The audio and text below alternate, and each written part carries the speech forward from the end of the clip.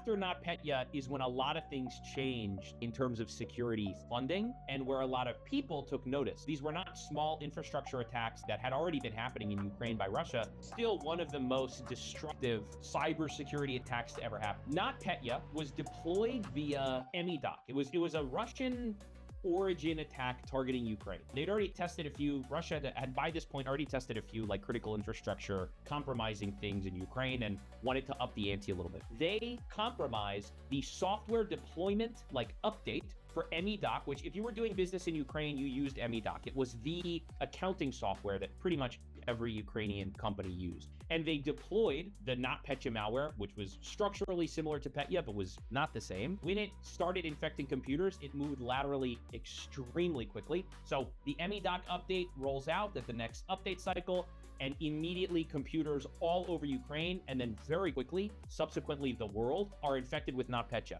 And NotPetya, different from Petya, it was not ransomware. Though a little thing popped up and it said, pay us $300 to unencrypt this machine. Companies started paying and machines were not unencrypted.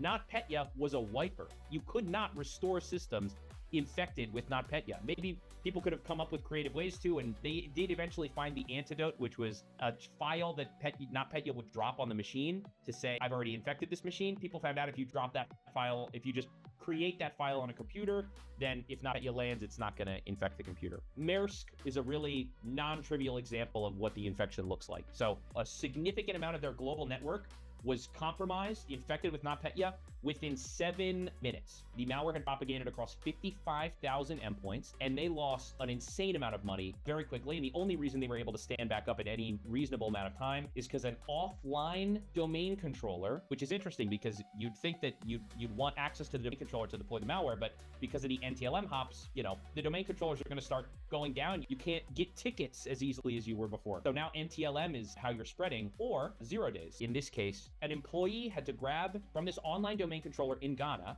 took the hard drive and flew to Copenhagen with it in a bag, and Maersk was able to re-engineer and redeploy their entire Active Directory from this one hard drive that was luckily on an offline domain controller that did not get hit.